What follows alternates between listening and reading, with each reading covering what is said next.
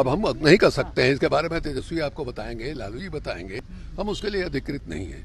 लेकिन हम इतना जरूर कहेंगे, एक लंबा साथ रहा है नीतीश कुमार के साथ। हमको याद है, आप लोगों को भी याद होगा कि जब वो चीफ मिनिस्टर बने थे, भारतीय जनता पार्टी का राष्ट्रीय कार्यकारिणी की बैठक थी और उन्होंने न्योता दिया था पूरे कार्यकारिणी को एक अन्य मार्ग में भोजन के लिए।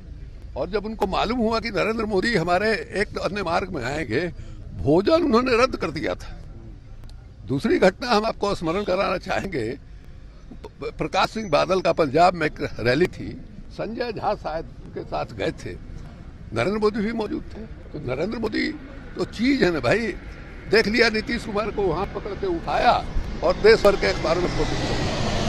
तो वहां से लौटते हुए उन्होंने संजय झा को कहा था कि भला बताइए, ऐसा आदमी जिसके डर से देश के 2 करोड़ 2.5 करोड़ अखिलियत समाज के लोग डरते हैं, उसके साथ हमको अपना फोटो खिंचवा दिया। ये बजाते शंकरसन वगैरह ने किताब में लिखा है। आज वो आदमी जो है मैंने जा रहा है, जिसके बारे में कहा कि हम जो है मिट्टी में मिल जाएंगे, नहीं जाएंगे, हम जो है आरएसएस मुक्त जो है देश बनाएंगे। अब कैसे भाई, मैंने हिम्मत कर रहा है ये आदमी। हम तो बहुत कोशिश की कि हमसे बातचीत हो जाए, आज के दिन भी हमने वहां मैसेज किया है कि बात हो सकती है कि नहीं।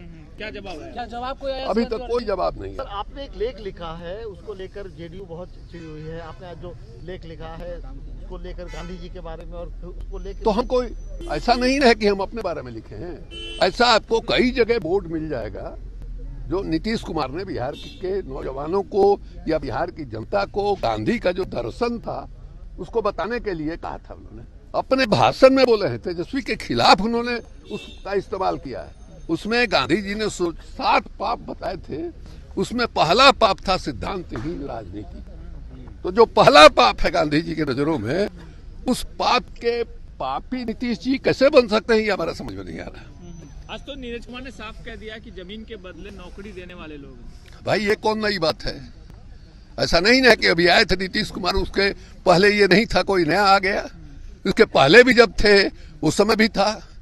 परिवारवाद के बारे में कहेंगे, जब 2015 में आए थे तो परिवारवाद नहीं था, और कहते हैं कि हम परिवारवाद नहीं करते। अरे कौन है तुम्हारे परिवार में जिसको तुम राजनीति में ले आओगे? पत्नी है ही नहीं, एक बेटा है, उसने सीधे कह दिया कि हम राजनीति में नहीं जाएंगे।